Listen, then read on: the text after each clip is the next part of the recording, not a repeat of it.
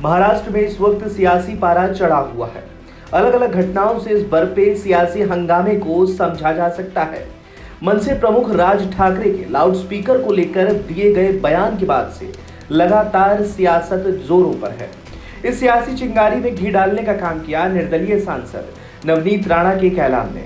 नवनीत राणा ने शनिवार को सुबह 9 बजे मुख्यमंत्री के घर के बाहर हनुमान चालीसा करने का ऐलान किया था, जिसके बाद भड़के शिव सैनिकों ने खूब हंगामा किया।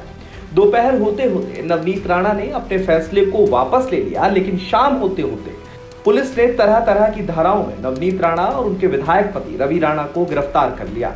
गिरफ्तारी के बाद कोर्ट ने उन्हें 14 दिनों की न्यायिक हिरासत में भेज दिया। इससे पहले खार पुलिस थाने में राणा दंपत्ति से मिलने पहुंचे बीजेपी नेता किरीट सोमैया पर भी हमले की खबर है, जिसको लेकर आज दिल्ली में बीजेपी के एक प्रतिनिधिमंडल ने केंद्रीय गृह सचिव से मुलाकात भी की है।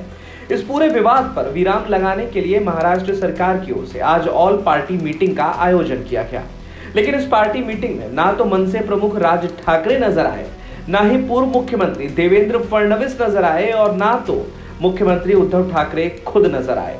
बता रहे हैं कि इस मीटिंग की अगुवाई राज्य के गृह मंत्री दिलीप वालसे और डिप्टी सीएम अजीत पवार ने की थी।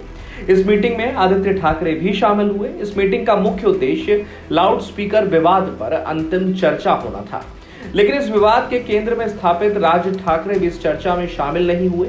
मनसे नेता संदीप देशपांडे, बालानंद गांवकर और नितिन सरदेसाई इस मीटिंग में शामिल जरूर रहे। वहीं दूसरी ओर विपक्ष के नेता और पूर्व मुख्यमंत्री देवेंद्र फडणवीस ने मीटिंग से दूरी बनाकर रखी। उन्होंने प्रेस कॉन्फ्रेंस कर कहा कि हिटलरशाही से संघर्ष किया जाता है, चर्चा नहीं की जाती, और जब मुख्यमंत्री ही इस चर्चा में नहीं है तो चर्चा का महत्व ही क्या है, इससे क्या हल निकलेगा, और हनुमान चालीसा का पाठ करना देशद्रोह है क्या? अगर ऐसा है तो हम लोग भी हनुमान चालीसा का पाठ करेंगे, सरकार हम पर देशद्रोह का मुकदमा लगाए।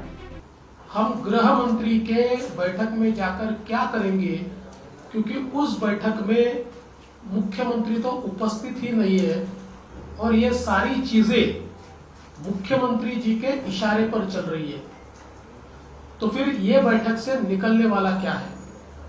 इतना ही नहीं तो एक विधायक इंडिपेंडेंट और एक सांसद इंडिपेंडेंट, ये लोग इतना ही अनाउंस करते हैं कि मुख्यमंत्री जी के निवास स्थान के सामने जाकर हम हनुमान चालीसा बोलेंगे,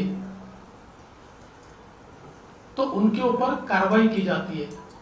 मेरा सवाल यह है कि हनुमान चालीसा महाराष्ट्र में नहीं बोली जाएगी तो क्या पाकिस्तान में बोली जाएगी? इतना हनुमान चालीसा से इनको नफरत क्यों है? और सबसे बड़ी बात यह है कि एक महिला को नामोहरम करने के लिए, एक महिला को पस्त करने के लिए हजारों लोगों को इकट्ठा किया जाता है, आने जाने वाले के ऊपर हमला किया जाता है, उनके घर में पुलिस भेजकर उनको अरेस्ट किया जाता है, और इसमें आश्चर्य की बात यह है कि राजद्रोह का, देशद्रोह का, सिडिशन का आरोप उनके ऊपर लगाया जाता है। अगर हनुमान चालीसा बोलना ये देशद्रोह होगा, ये राजद्रोह होगा, तो हम में से हर व्यक्ति ये राजद्रोह करेगा। हम सारे के सारे हनुमान चालीसा बोलेंगे, और अगर सरकार में हिम्मत है तो सरकार हमारे ऊपर राजद्रोह का गुनाह लगाकर दिखाए। इसके अलावा देवेंद्र फडणवीस ने किरीट सोमैया पर हुए हमले को लेकर भी सरकार को जमकर घेरा है। उन्होंने कहा कि किरीट सोमैया के साथ मॉब लिंचिंग करने का षड्यंत्र रचा गया। पुलिस ने खुद उनको गुंडों के हवाले किया।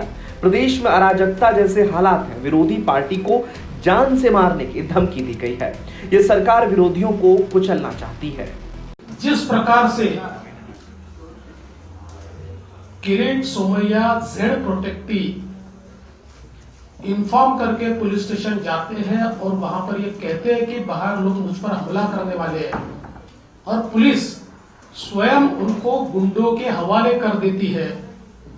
जिस प्रकार से मोहित कंबोज इनके ऊपर मॉब लिंचिंग का प्रयास होता है, ये सारी चीजें बिल्कुल स्पष्ट रूप से दिखती है कि ये सरकार विरोधियों को कुचलना चाहती है, जान से मारना चाहती है।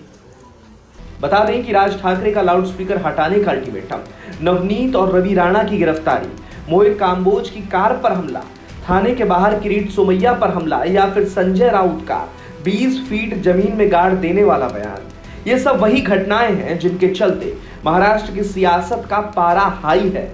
आज हुई बीजेपी प्रतिनिधि मंडल और केंद्रीय गृह सचिव की मीटिंग से साफ है कि यह सियासी संग्राम अब दिल्ली तक जा पहुंचा है।